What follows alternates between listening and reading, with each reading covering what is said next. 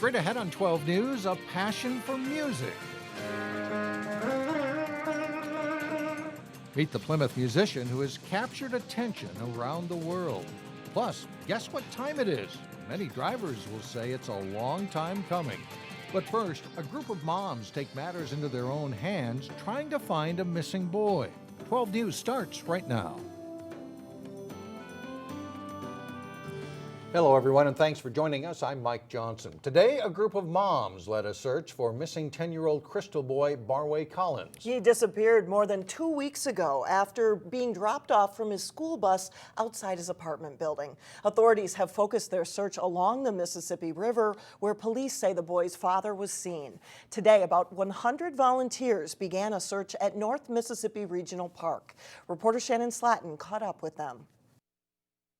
The search for Barway Collins continues here on the banks of the Mississippi River. Today's search is not one organized by authorities, but instead by a group of moms organized through Facebook. Volunteers divided the park into 5 sections and searched for any evidence that could be connected to Barway's disappearance. This story is one that's resonated with parents and the community who just wanted to do something to help. We've been all touched by this story since day one. It's bothered us, and we want to find him. Couldn't sleep since it's been going on. He needs to be found. It's disturbing. It bothers me. I also have an 11-year-old, and so he's a year older than him. So that when I look at him, I think about my 11-year-old.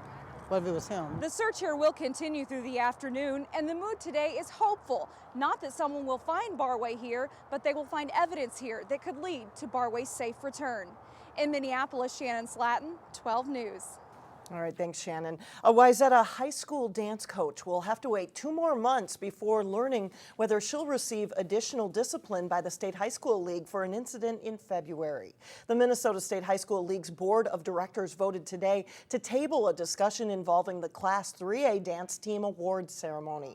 The ceremony was the subject of controversy after several teams, including Wayzata's, protested over the belief that the Faribault team plagiarized another school's routine. The Wayzata School District suspended dance coach Leslie Swigum for the first 2 dance competitions of next school year. She could face further discipline when the league revisits the issue on June 1st. This year's road construction season is officially underway, and 2 major projects in Plymouth and Maple Grove will be going full speed this summer. The MnDOT commissioner and other transportation officials announced 290 road projects worth $1 billion this construction season. Those projects include completing the last leg of Highway 610, connecting it to I-94 in Maple Grove. And as construction on a 3rd lane to I-494 in Plymouth is underway, this video shows how movable barriers will be used to manage traffic during construction, minimizing the impact on traffic during rush hours. We can move the barrier between the peak hours so that in the morning you'll have 2 lanes southbound, 1 lane northbound. And then we move the barrier in the afternoon, you have 2 lanes northbound and 1 lane southbound. Now, with all the construction projects, transportation officials are reminding drivers to slow down, put the phone away, and concentrate on driving safely. With many public projects under construction in Minnesota, finding enough workers to meet state diversity goals may be a problem. Contractors who build projects using public money, such as the Viking Stadium, have to try to hire a certain number of minorities and women. A new program at North Hennepin Community College is aimed at training more minorities in construction trades. If you qualify, the education could be free thanks to a private grant.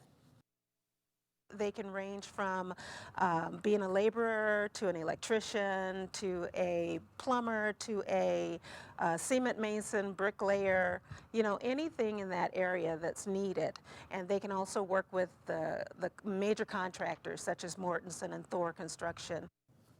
The program has room for 50 students this summer. There is an information session next month at North Hennepin. For more information, you can call the school at 763-424-0887. After receiving criticism about rising overtime costs, the Hennepin County Sheriff's Office will get an independent evaluation of its staffing needs. According to Hennepin County Board documents, overtime costs at the Sheriff's Office rose to $5 million in 2014. Sheriff Rich Stanek called the high figure an aberration due to a large number of retirements. The county board this week approved a contract with a consultant to assess the sheriff's personnel needs. Well, if the world looked a little more blue today, there's a good reason for it. Thursday is World Autism Awareness Day, so people decorated themselves in blue to draw attention to autism. Local advocate Jason Stock at Central Roofing took going blue to a whole new level. If he raised $500 this week for the nonprofit Autism Speaks, he said he would dye his hair blue. So today he came to work with blue hair. Jason has 2 children on the autism spectrum, so he is passionate about the cause.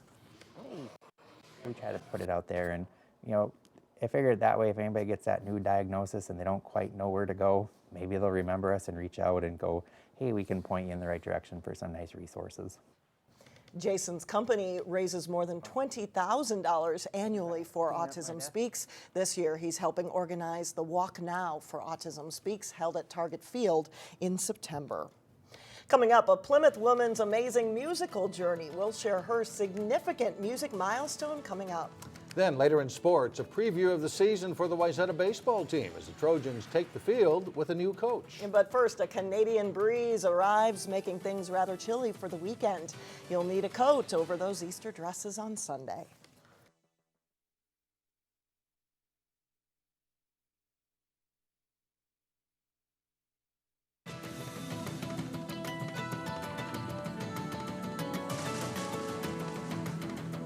Cub Foods is expanding the use of a new kind of shopping cart for people with disabilities.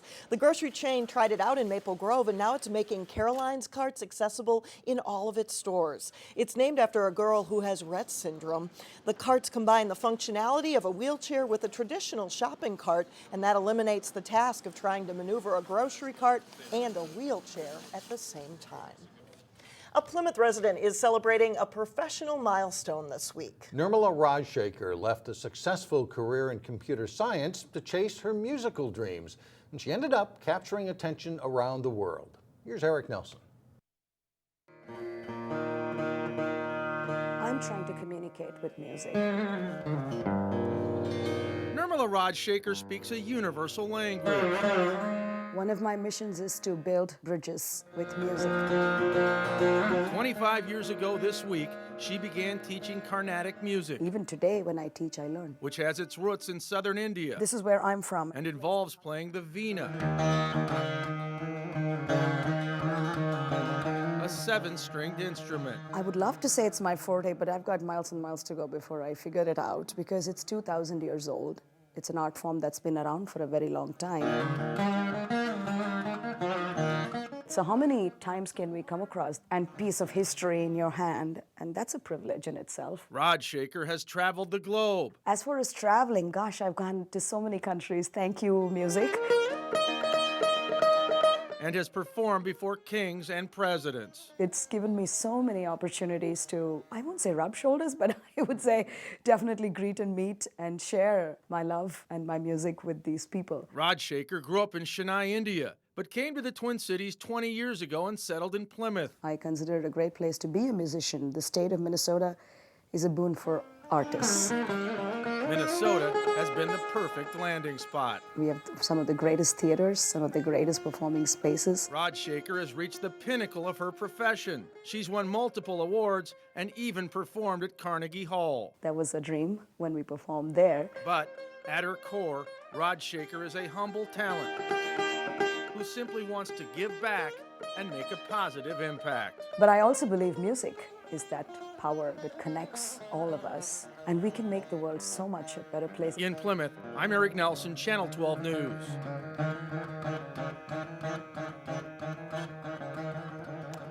Later this year, Rajasekar will perform for the first time in Dubai. You don't even have to hear that instrument. It is a work of art just to look at it. Look at it, It's exactly. amazing. She's great.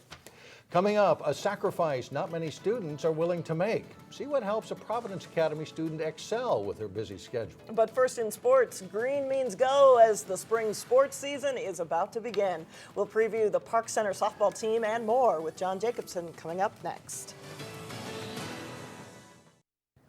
It's a whole new sports season underway. You have a little bit of tennis this week, right? But Couple teams, yes. couple of teams Yeah. playing, and then for baseball and softball, though, opening day for most teams next week, right? Quite a contrast to the last couple of springs when they've gotten Right. later starts than this. It looks like they'll be able to get out on the fields. The Park Center softball team is young and green, and the early part of this season will be a work in progress. But the Pirates hope they find their way as they go. And here's Jason Malillo with more. Short on experience, the Park Center softball team will look to its defense and pitching early in the season. Our pitchers will definitely give us the best opportunity that we can to win games, and our infield and our outfield just need to produce for our pitchers, and I think they all definitely have the ability and the talent to do that.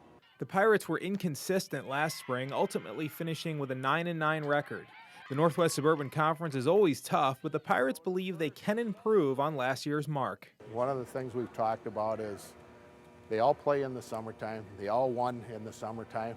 So it's just softball. Just plain and simple, it's just softball. So go play. I think we need to definitely work as a team and also put in our best effort and knowing that we can get as far as we want if we put everything in there. Park Center will benefit from having Steve Erickson at the helm again.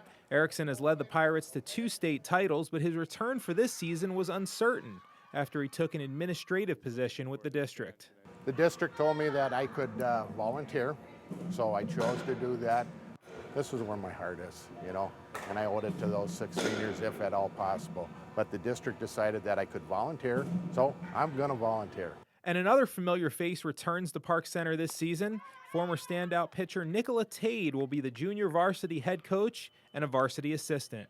Jason Malillo, 12 Sports. The Pirates open the season next Wednesday at Anoka. Their home opener is next Thursday against Blaine. Wayzata's baseball program has an interim head coach this spring. Assistant coach Mark Elias is leading the Trojans this season, while head coach Bobby DeWitt deals with a family medical situation with his son. DeWitt, though, is definitely in the Trojans' thoughts. Two nights ago, we spent our night together at the Wayzata Legion, doing some fundraising for him.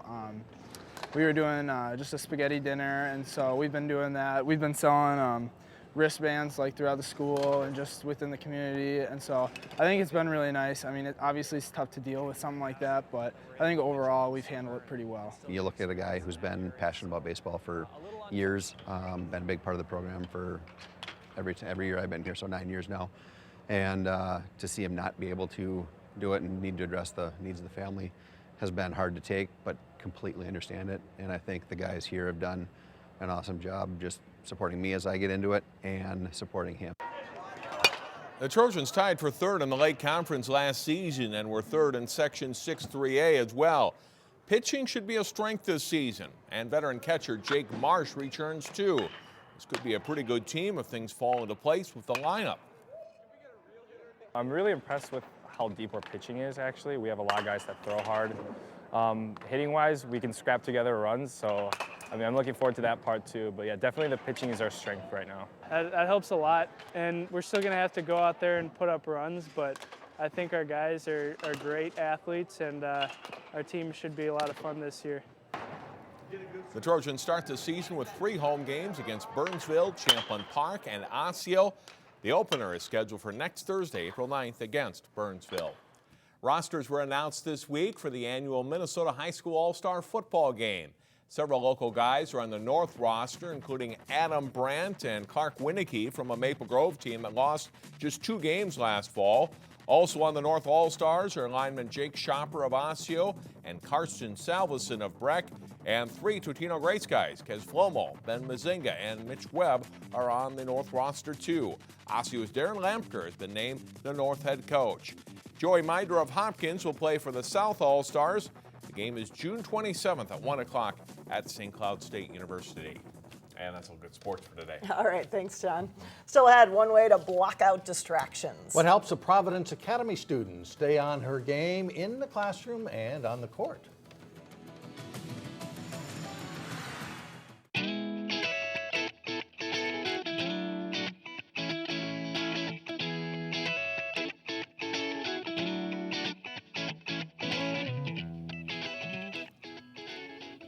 A new mural project is underway at North Hennepin Community College in Brooklyn Park. The mural takes up the entire wall of room 40 in the Education Services building. It's the same room used for new student orientation, meaning that it's one of the first things new students will see when they get to campus. The project is being done by a group of students in the North Hennepin Art Program and should be complete by this weekend. This week's Standout student may hold the secret to keeping a busy schedule. Providence Academy senior Celia Kennedy is a standout tennis player. She excels in music and is passionate about volunteering. So how does she do it all? Sonia Goins reports she makes a sacrifice not many students are willing to make. I just always pushed myself. Celia Kennedy gives new meaning to the term well-rounded student. She's always on a mission to do her very best. If I could do my best, why would I not? Why would I just do something mediocre when I could do as best as I could? Her backhand could rival many.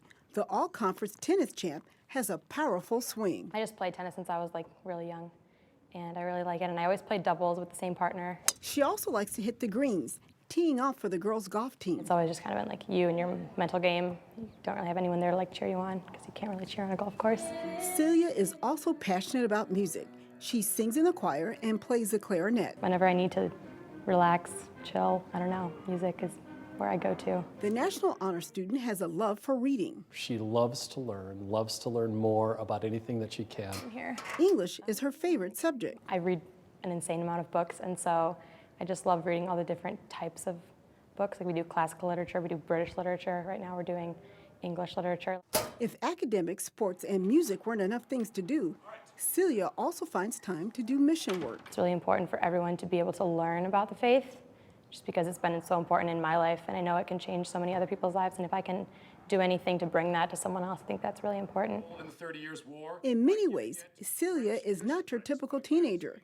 She doesn't have internet or television at home. Her parents won't let her. I definitely rebelled against it when I was younger, and I hated it, but it's definitely made me the person I am today, so I'm grateful. For Standout student Sonia Goins, 12 News. Celia Kennedy was named the Region 4A AAA Award winner, which measures success in academics, the arts, and athletics. So well-rounded and very busy. That's right, no time to watch TV or the internet. That'll do it. That's it for now. Thanks for joining us, everyone. We'll see you back here tomorrow. Community Corner is coming up next.